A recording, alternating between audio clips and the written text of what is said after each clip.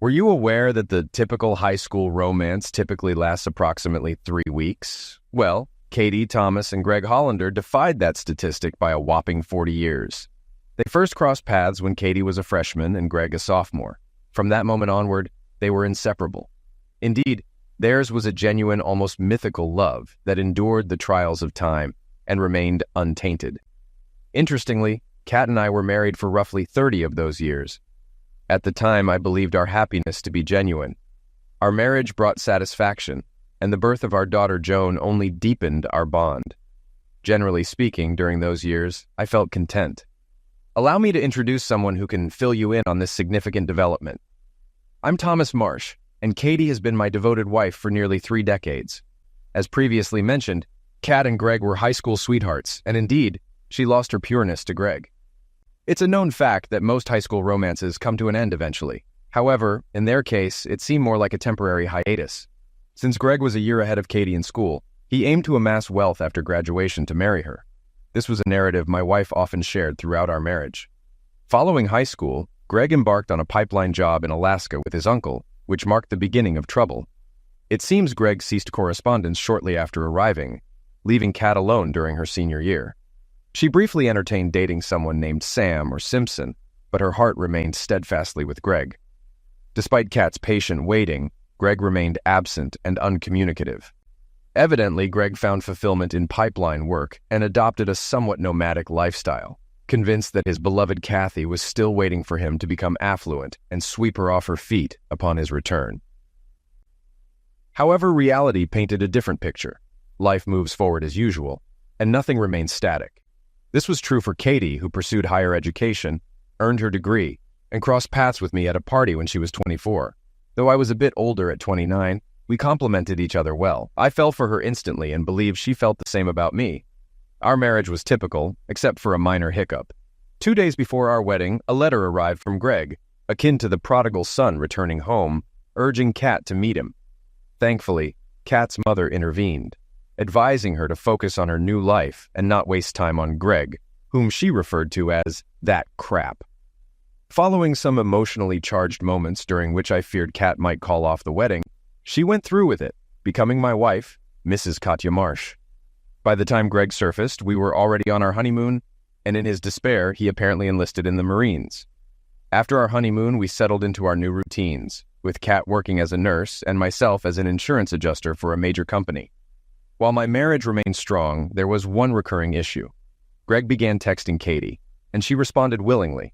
When I questioned the necessity of this, she became defensive, insisting he was just an old friend who needed support, being single and in the Marines, and she was merely writing to uplift his spirits. I cannot claim ignorance since I was well aware of his consistent correspondence with her and equally aware of her reciprocal letters. Despite efforts from both her family and myself, she persisted until news arrived that he had married someone at his station, putting an end to their communication and restoring my peace of mind. Over the next 3 years, she received just 3 Christmas cards from Greg, and that was the extent of it. During this pause in communication with Greg, our daughter Joan was born. With our newborn in tow, Kathy and I joined forces and diligently worked to build a home and farm to provide Joan with a good life. Those were indeed good days, and we worked together harmoniously to nurture and raise our child. However, as is often the case, a disruption arose. One day, Katie received a letter from Greg. Though she never discussed it, I observed our stamp consumption increasing, leading me to conclude she had resumed correspondence with him. Despite this, I chose to overlook it, considering his duty to protect democracy while I ensured my family's well-being. If they chose to write to each other, I deemed it their business, regardless of my sentiments. Eventually, Kat began sharing with me some tidbits she had gleaned from Greg. He had divorced his first wife, but remarried. He had seen combat and was apparently highly decorated. While I listened with only partial attention, Katie spoke with pride about her former Marine. I gently corrected her, reminding her he preferred to be called a Marine, not a soldier. Katie chuckled sweetly and remarked that she should be cautious. Witnessing her discuss him saddened me, yet I held out hope that someday she would move on and focus on our family. Unfortunately, that day never came. Greg had served in the Marines for 30 years, experienced 3 marriages and divorces, and garnered enough medals to rival General Patton. I realized with dismay that while Greg had become more charming to my wife over the years, I had simply grown older and more predictable.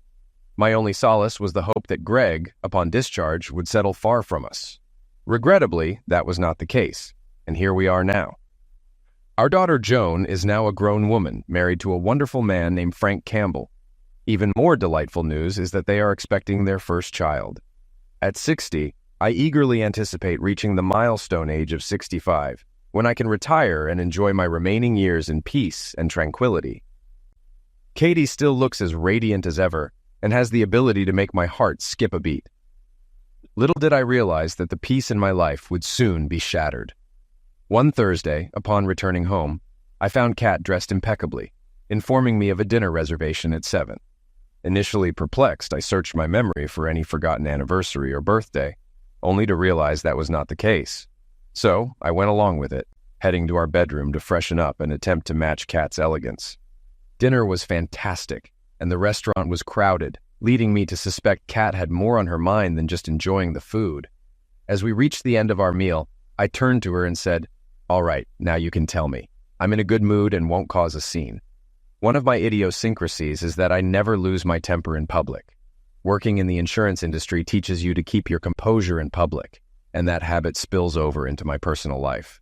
Kat understood this about me. Over the years, whenever she had something potentially upsetting to share, she'd choose a public setting to break the news.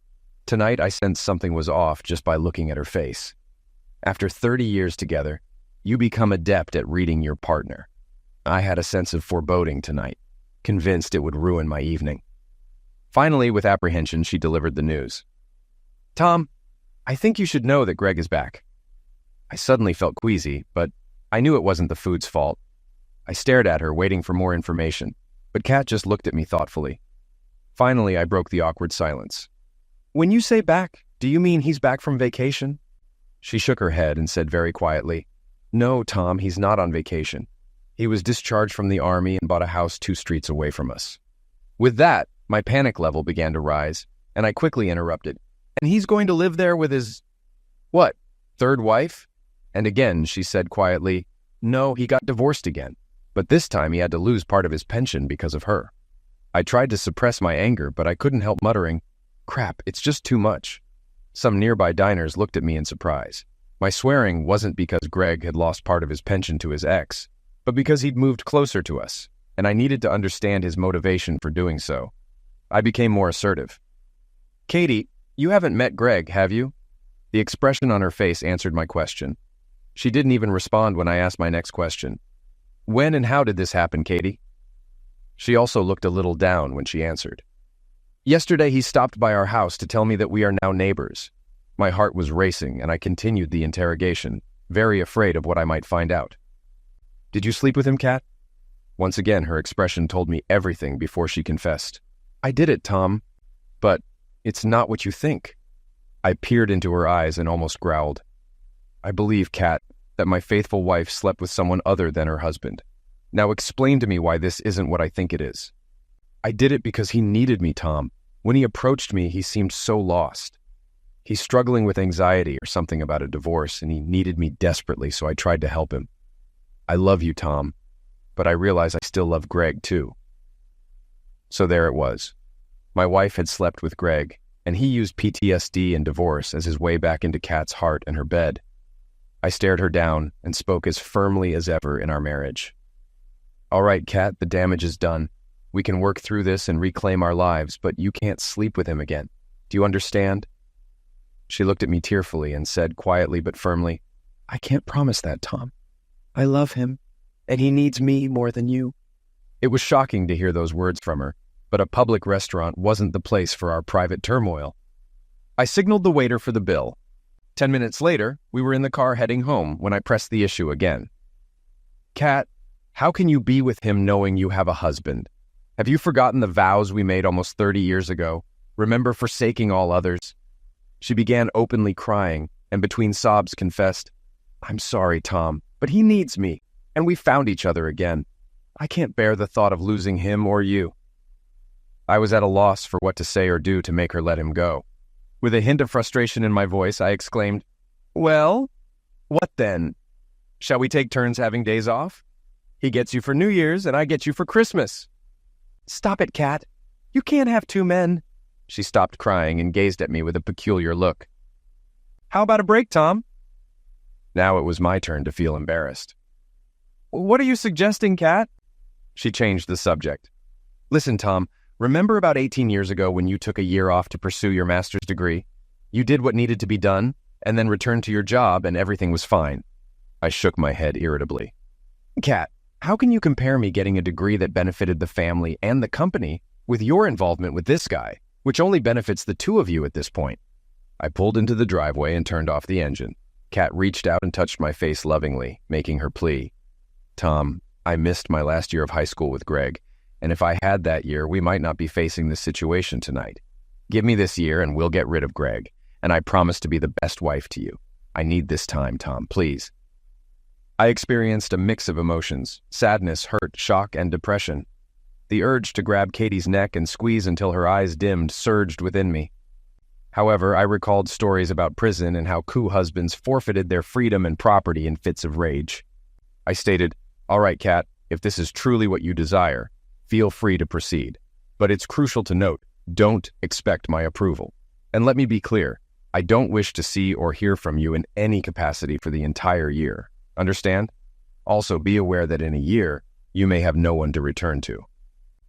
I hoped that the strict conditions I set for her vacation might dampen her enthusiasm, but it seemed futile. She appeared deaf to my words after agreeing. After kissing my cheek, she expressed gratitude and assured me that I wouldn't regret it. I shook my head and conveyed that it was too late, and I already regretted it. That night, she desired closeness, but I chose to ignore her. The mere thought of her with Greg made me feel nauseous, and I couldn't bear physical closeness.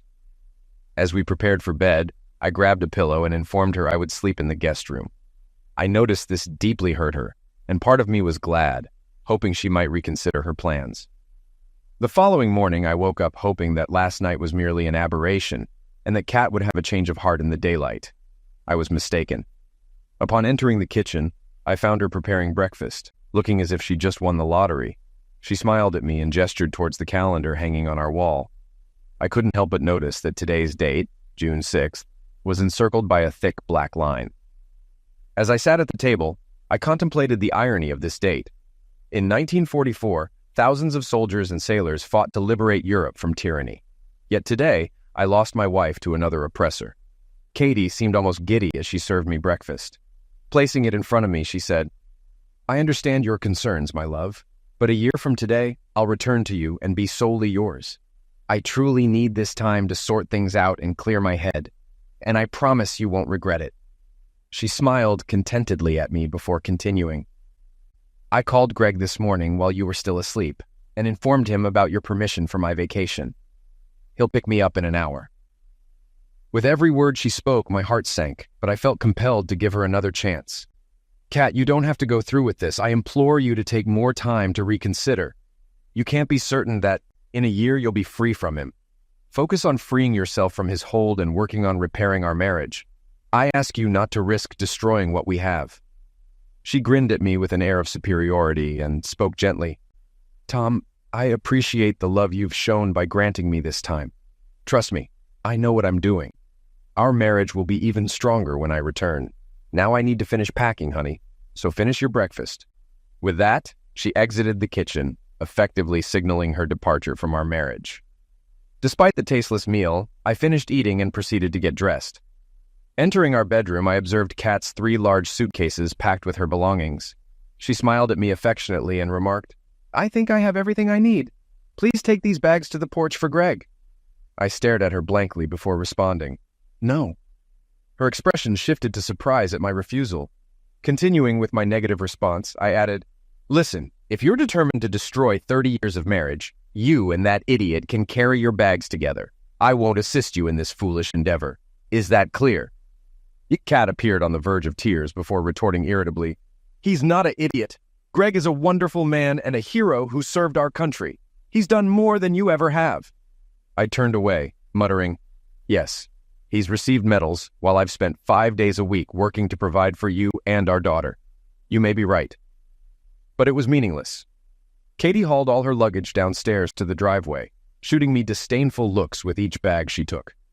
Shortly after, a car arrived at our house, and a man whom I presumed was Greg began loading her belongings from our porch. Katie shouted to him that she would be right there before returning to bid me farewell. We stood awkwardly facing each other, and I broke the silence first. "If you're truly going through with this foolish plan, remember the terms. I don't want any contact for the entire year." I could see it was starting to sink in for her, as she meekly replied, "I understand, Tom, but everything will work out. You'll see. Remember that you agreed to give me this year." She waited for my response, but I remained silent. Finally, with a more perplexed expression, she said quietly, "I really love you." She leaned in for a kiss, but I turned away at the last moment, so she settled for touching my cheek. Hastily, I stated, "I can't kiss you knowing you're going to him." Tears streaming down her face, she dashed out of the house and into his arms. Standing at the front door, I watched her embrace him passionately, feeling rage surge within me. 2 minutes later, my driveway stood empty, mirroring the emptiness in my heart, as I truly realized my wife was now another man's partner. I called in sick to work that morning and promptly went to the hardware store to purchase new locks. Spending the entire morning, I replaced the locks on the house and updated the security codes on the alarm system. Fortunately, it kept me busy and diverted my thoughts from Katie. However, once I finished, the sadness returned, crashing over me like a wave on the shore. Then I resorted to what many would do in such a situation. I turned off our home phone and began heavily drinking. Though intended as a search for relief from the pain of losing Katie, it proved futile. My battle with excessive drinking continued until Sunday morning, when I ran out of drinks, a relief as I felt physically, spiritually, and mentally exhausted. I eventually went to bed and fell into a deep sleep, only to be awakened by a knocking sound in the house. Groggily, I stumbled around trying to locate the source, which turned out to be my daughter Joan knocking on the front door. Upon letting her in, she appeared shocked by my condition and the pervasive smell of drinks throughout the house. Her initial words were, "What's going on, Dad?" I struggled to focus amidst the pounding in my head, but managed to respond, "What do you mean?" She regarded me with a puzzled expression before guiding me to the kitchen. "You need coffee and food, Dad. Then you can explain what's been happening." An hour later, with food in my stomach and coffee in hand, I recounted everything I knew about her mother and Greg. To say she was shocked would be an understatement. "Dad, let me clarify. Is Mom intending to take a year-long break from our marriage to rekindle things with her old high school boyfriend?"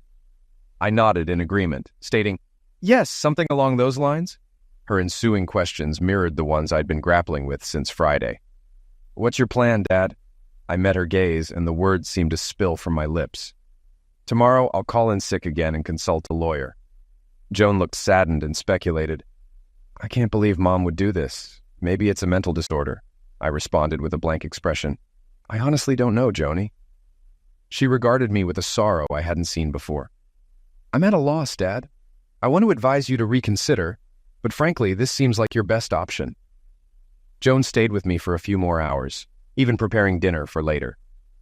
As she departed, she kissed me once more and expressed her apologies.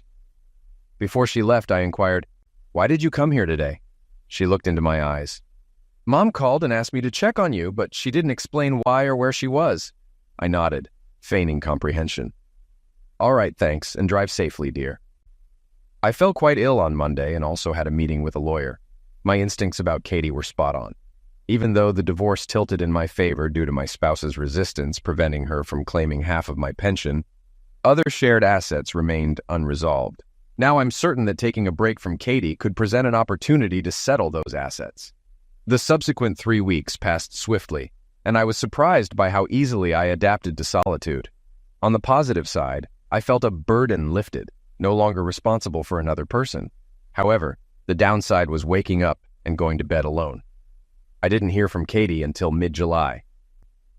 One Saturday, I visited Flynn's, an upscale tavern in our city, where I sat at the bar as they entered, holding hands like infatuated teenagers. Their passion for each other was palpable, oblivious to my presence. Observing them closely, I noted Greg's muscular and moderately attractive demeanor, understanding Katie's attraction. Yet, he seemed to exert control over her while she willingly complied with his desires. He spoke, and she listened, focusing on his words as she rose to head to the restroom. Eventually, spotting me at the bar, she offered a timid smile. Upon exiting the restroom, she approached me hesitantly. "Hello, Tom. How are you?" Despite the urge to dismiss her, I maintained decorum and replied, "Oh, as good as one can be when their spouse of 30 years up and leaves for some pervert. What can I do for you?" My sarcastic remarks seemed to confuse her, but she stood her ground. "Tom, I need to get into our house. I left some personal items there, but my key didn't work when I tried to enter the other day." I continued to smile and responded in a friendly tone. "Well, Kat, it shouldn't surprise you that your key doesn't work in my house since you don't live there anymore." She stood there, looking at me with a puzzled expression before I spoke again. "I think you better get back to your boyfriend before he gets worried." Tears welled up in her eyes as she turned and walked away, and I returned to the more pressing matter of finishing my drink. 2 minutes later, I felt a rough hand on my shoulder as I was spun around in my chair to face a very annoyed Greg. "Hey, idiot! You made my woman cry and I don't like it." I felt like he was gearing up to slap me, and my heart raced as I realized he could overpower me before help arrived. Summoning more conviction than I felt, I went on the offensive. "You're talking about my wife, not your woman, and since you stole her, you have no say in our affairs. Smack me if you want, but consider the consequences with the cops." I could see the wheels turning in his head, knowing Greg wasn't the sharpest tool in the shed, but it spurred me to continue my verbal assault. "Now you've got two options. 1, smack me and spend time in prison. Or 2, get out of my sight and sit your foolish self down." My heart pounded wildly, and some part of my brain screamed, "Why resist?" But I maintained a facade of bravery as Greg pondered his choices. Fortunately, at that moment, the manager intervened, asking about the commotion. Greg glared at him before grumbling, "No problem," and retreating slowly toward Katie. 5 minutes later, they settled the bill and left. Driving home that evening, I pondered what personal items Katie wanted from the house and resolved to find out. I spent about 3 hours fruitlessly searching until I uncovered boxes beneath her bureau. Underneath them lay letters from Greg addressed to Katie. As I read them, it became clear to me that this affair with Greg had been in the works for years. One letter, dated 5 years earlier, read, "It's comforting to know you still miss me. When I return, we'll be together. You'll have to find a way to rid yourself of your weak husband." Reading through them all felt akin to flipping through a cheap novel. Many detailed his plans concerning Kat, or reminisced about their high school days. By the time I finished, life sans Kat had become noticeably simpler. I didn't hear from Kat until September 1st, my birthday. Upon returning home from work that day, I found a covered dish and a birthday card on the porch. Bringing them inside, I discovered she had prepared my favorite stew. The card wished me a happy birthday, with a note inside reading, "Tom, I know we're not supposed to communicate, but I couldn't ignore your birthday. I dream about us every night, and I know that by the end of this year, I will be yours, and he will be gone. Please never stop loving me or abandon us." Kat, my daughter Joan, had been keeping a close eye on me since Kat's departure, and called me on my birthday. After some small talk, she finally revealed the real reason for the call. "Dad, you know my due date is in 3 weeks, right? How could I forget the birth of my first grandson? Yes, I know, honey. You and Frank must be worried." A brief pause alerted me to a potential problem when she continued. "Dad, Frank and I had dinner with Mom and Greg. Mom wants to be there when my baby is born, and she wants Greg to be with her. I know you and Mom agreed not to communicate for a year, but could you make an exception for me just this once, please?"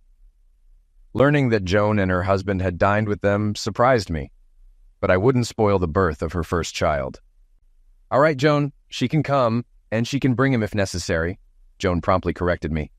"Dad, stop with the name-calling. He's not such a bad guy, and he makes Mom happy. I haven't seen her this joyful in years."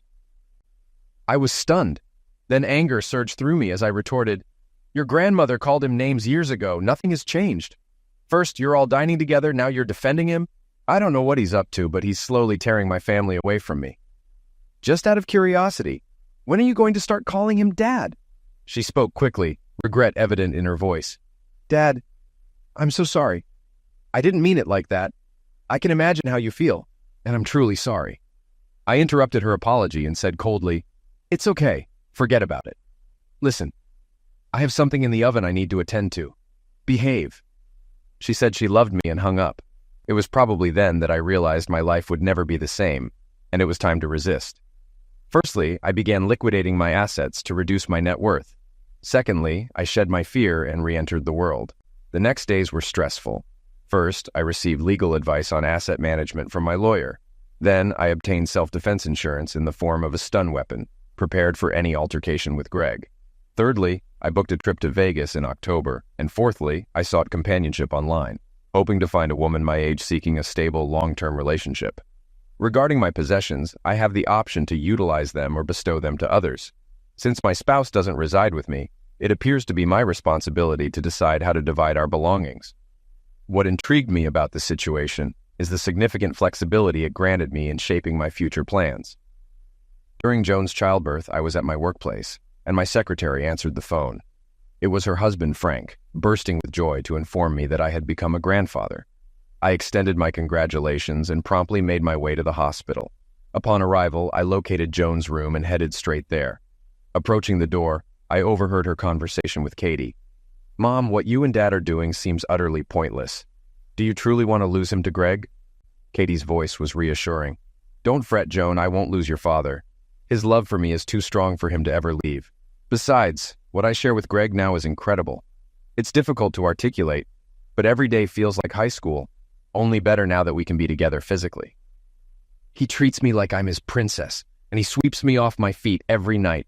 I've never experienced such incredible closeness in my life. I'll genuinely miss this when I go back to your father." Joan's voice dripped with disdain.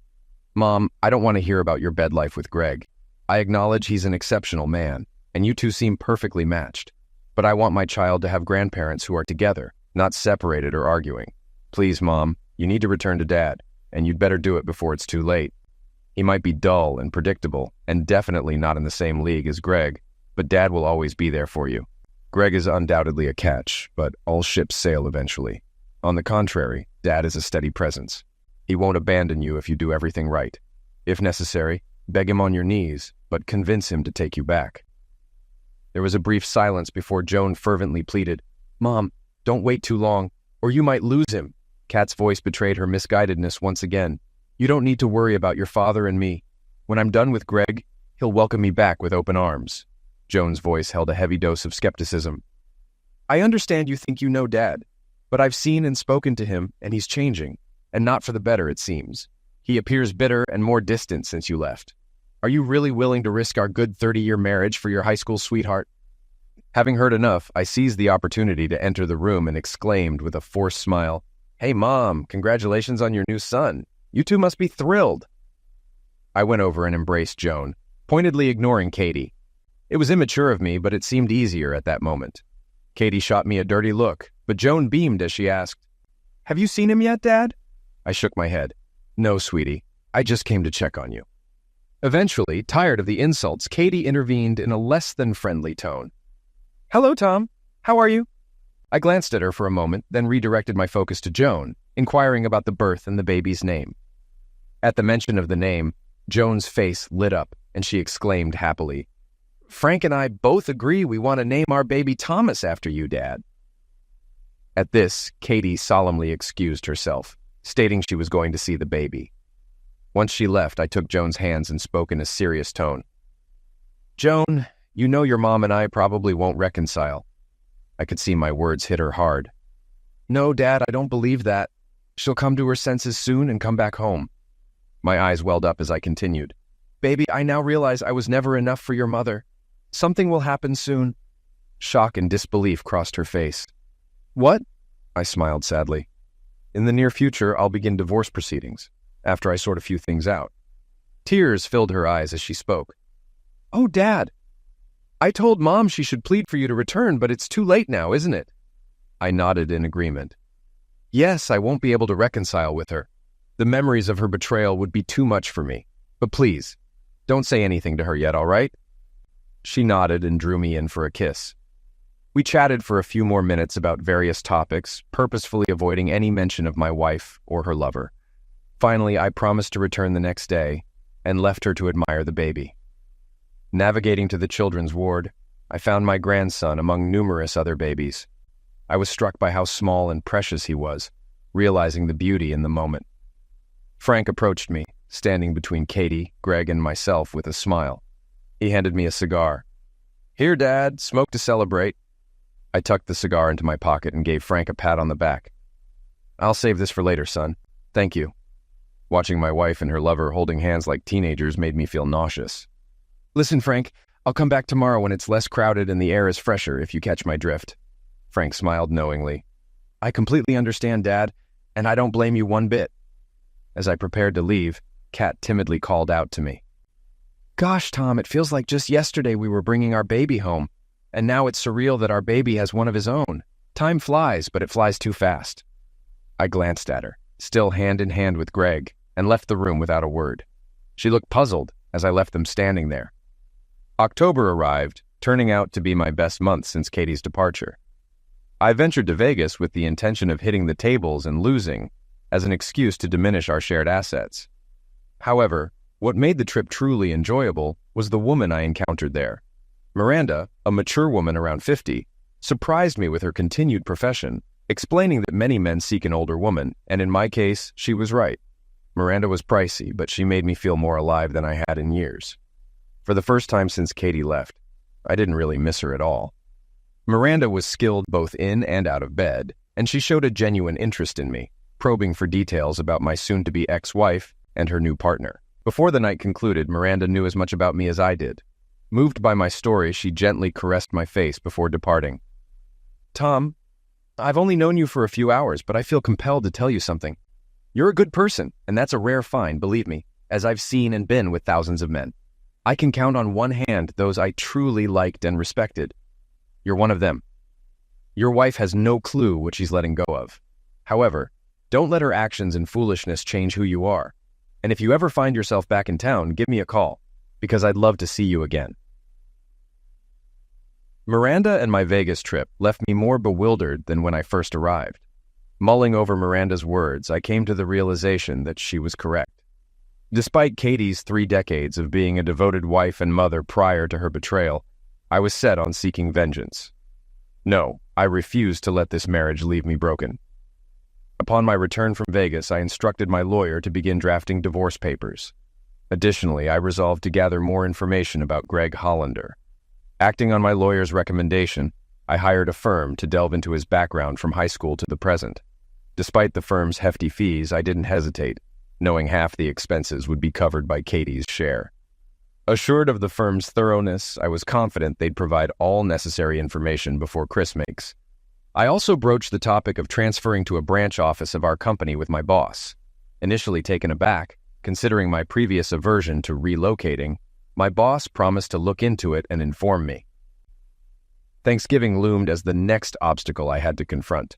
Joan called me about a week before the holidays to invite me to dinner with them. When I inquired about her mother and her companion's presence, she hesitantly confirmed they would be there. Upon hearing this, I firmly declined and ended the call. Surprisingly, my brother-in-law reached out to me.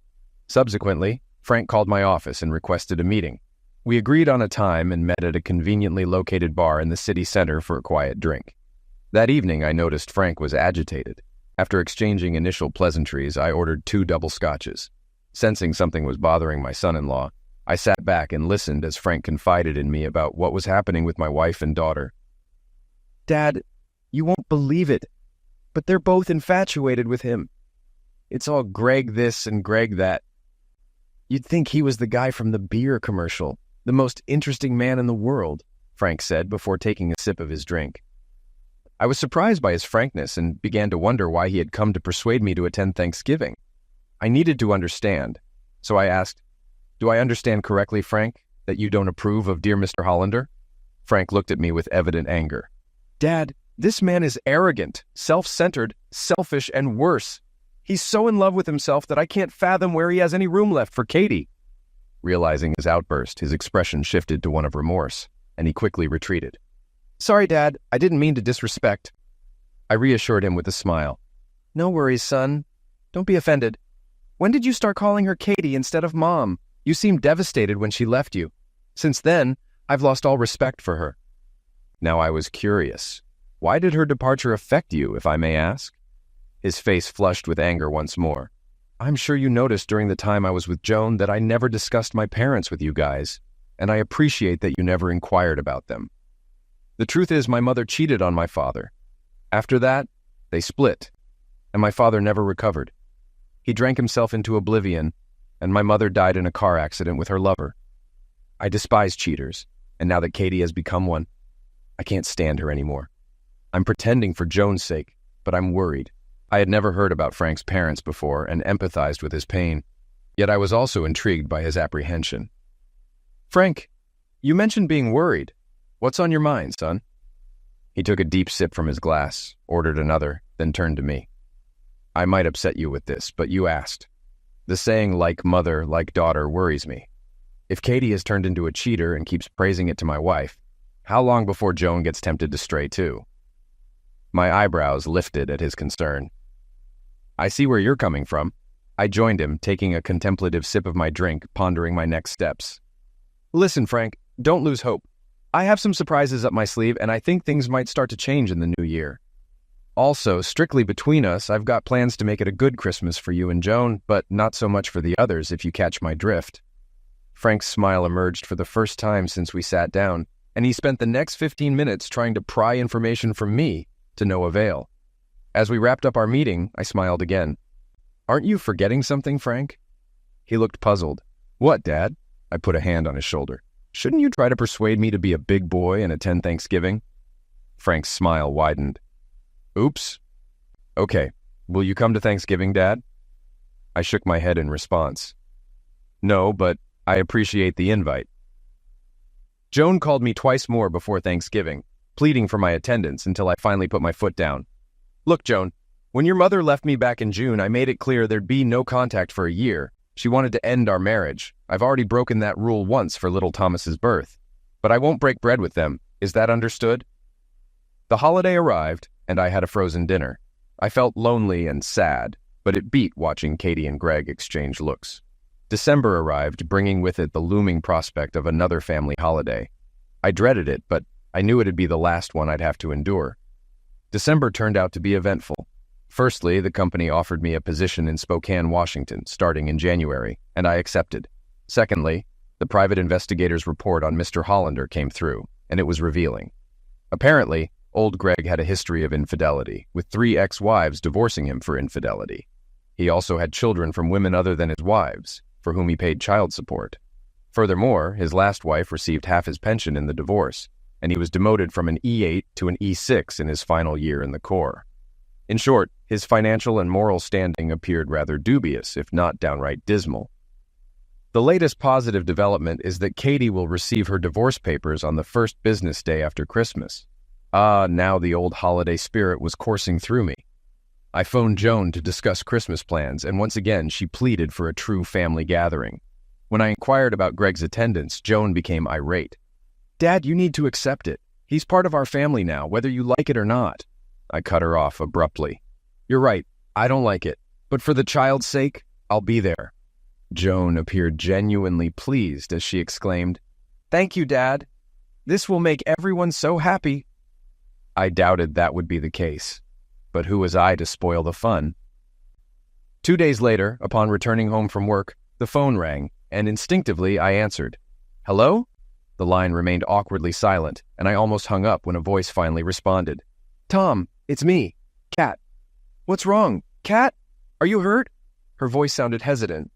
"No, I'm fine, Tom. But I wanted to thank you for agreeing to come for Christmas. I realize now how much I've hurt you. We've never spent a holiday apart in 30 years. I was miserable at Thanksgiving without you, and I've been reminiscing about us so much lately." I cut short her nostalgic trip. "Well, Katie, I'm glad to hear you reflect on us. However, I must remind you that when you initiated this separation, I insisted on no communication between us. I made an exception for Christmas Day, so I believe we should end this conversation now. Goodbye." After hanging up, I felt awful. I had never spoken to her so harshly in our entire 30-year marriage. But as guilty as I felt about my words, it didn't compare to the day she left me. The month passed slowly, allowing ample time for Christmas shopping. I made sure to buy gifts for everyone. Additionally, I packed belongings for my new job and rented a car for the cross-country drive. I also conversed with a helpful woman at my new office, who informed me she had selected a few well-appointed furnished apartments near the office. The pleasant surprise was she would personally show them to me upon my arrival in Spokane. Yes, everything was falling into place for me. Arriving at Joan and Frank's on Christmas Day in December, I discovered Katie and her partner had already arrived. Joan warmly embraced me, commenting on the surprise before returning to dinner preparations. I smiled inwardly, thinking if only she knew what a true surprise this was. Frank greeted me, taking my coat, as I quickly inquired, "Can I see my grandson?" Frank nodded, mentioning the baby was asleep in the nursery, but I could visit. Quietly, I entered and observed the sleeping figure before me, a surge of emotion washing over me, aware that soon I would depart, but unable to stay. Sensing movement behind me, Katie silently approached and stood beside me. I couldn't help but feel the irony that she should have been here since June. Katie whispered, "We have a wonderful grandson, Tom." Filled with sadness, I replied, "Yes, Katie, but who will he call Grandpa? Me or the fool? Or both?" Katie seemed taken aback. "Why would you say that? You're the only grandfather this child will ever have." "Tom," I murmured quietly. "Let's hope you're right, Katie." And then I left the room. The following hours were filled with conversation between Frank and me, while Joan, Kathy, and Greg appeared lost in their own world. I was disappointed at how quickly my daughter fell for Greg's charms. Frank seemed equally unhappy, but I reassured him, promising changes that night. His eyes gleamed as he whispered, "I hope so, Dad. I can't stand that fool around her anymore. At this rate, he'll soon be cozying up to Joan." Dinner was served, and although the food was delicious, the company was lacking. Once again, I felt no desire to converse with my wife or her partner, and Frank seemed hesitant to speak up as well. The only one who spoke was Greg, regaling the women with tales of his bravery. Watching Greg with his small fan club made me feel sick. After dinner, Joan brought the baby into the living room, and we all gathered together. Observing my family, I realized this might be the last time we shared such a moment. Joan seemed happy as she eagerly instructed Frank to distribute gifts. When he did, Joan gave her mom, Greg, and me presents. Katie received a sweater, Greg a gift card, and I received a tie. Practical yet uninspired gifts, much like how my wife and daughter perceived me. When Frank, Jane, and the baby unwrapped their presents from Kathy and Greg, Joan smiled and laughed, while Frank remained polite but distant. Once everyone finished opening their gifts, the room fell a bit silent, all eyes turning to me and my bag of presents. Breaking the silence, I declared, "To conclude this wonderful weekend, I want to give you all the gifts you deserve for this holiday." Standing up, I retrieved the bag I had brought and handed Frank and Joan a large envelope wrapped in festive paper. Joan eagerly tore open the wrapping while Frank observed. As Joan sifted through the papers inside the envelope, her joyous scream filled the room upon realizing its contents. Katie shifted in her seat, eager to learn what the papers held. "Waste no time," Joan filled her in, exclaiming, "Mom, Dad gave us your house for free, no mortgage. Now we can move out of this rental. Isn't that amazing?" Katie's expression faltered as she looked to me with concern. "Why did you do this, Tom? Where will we live?" I shot her a piercing look, hoping to convey my feelings. "Don't fret, Katie. I've thought of everything. Here, this is for you." Handing her a card in a wrapped box, I watched as she tore open the paper, revealing a bracelet inside. Surprise painted her face as she pulled it out, prompting me to say, "Take a look at the inscription." I wrote it. Observing Greg's displeasure at her gift, Katie turned the bracelet over, revealing the words, "Thank you for the best 30 years of my life, Tom." I glanced at Greg, noting his frown, while Katie appeared puzzled. "Tom, thank you, dear. This is lovely. But you forgot to write 'with love.'" I offered a smile. "I didn't forget, Katie. I simply chose not to lie. My love for you has been fading steadily in recent months. This bracelet is my farewell and a reminder of what you sacrificed for your partner. Also, you'll receive divorce papers on Monday." I heard Joan inhale sharply, while Katie's face twisted with disbelief and despair. Nodding towards the postcard in the card, I continued, "I attempted to express gratitude for the wonderful years and our daughter. There's also a check for half our liquid assets, though it's not much, $195, spent during your absence. The house was intended for my daughter when you left our marriage," explained further in the card. Turning to Greg, I anticipated the brewing storm. "This gift is for you as well." Handing Katie another large envelope, she looked stunned. "Inside is the full account of what your lover has been up to since your high school split. I believe you'll find it an interesting read." Before I could finish, Greg erupted, threatening, "I'll ruin you, you son of a cow." Greg collapsed to the floor with a thud as my stun weapon made contact, ensuring he remained incapacitated. Joan and Katie stood up, and I administered another 2 shocks to Greg's groin area just to ensure he stayed down. Moving closer to him, I remarked, "Feeling the pain? Well, let me tell you, your agony is nothing compared to losing the woman I cherished for 30 years to scum like you." Katie sobbed as if the world was ending when I turned to her.